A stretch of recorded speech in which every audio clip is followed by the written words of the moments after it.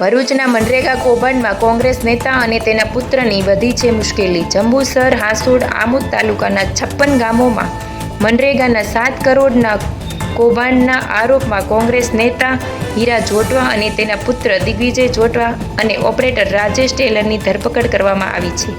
મદદનીશ પ્રાયોજન અધિકારી પ્રતિક ચૌધરીની ફરિયાદના આધારે જિલ્લા પોલીસ દ્વારા મયુર ચાવડાએ સીટની રચના કરી હતી।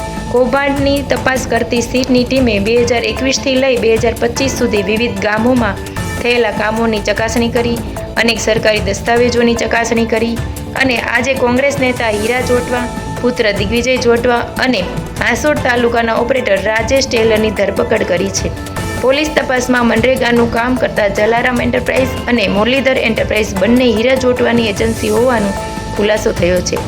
આ એજન્સીઓએ મટીરીયલ્સ સપ્લાય કર્યા વગર ખોટા જોબ કાર્ડ બનાવીને સરકારી રૂપિયા મેળવી લીધા હતા। એટલું જ નહીં, જે જગ્યાએ કામ ના થયું એ જગ્યાનો ખોટા બિલો પણ તૈયાર કરવામાં આવ્યા હતા। આ બિલો બનાવવામાં હાંસોડ તાલુકાના ઓપરેટરની સંડોવણી ખુલ્લી હતી।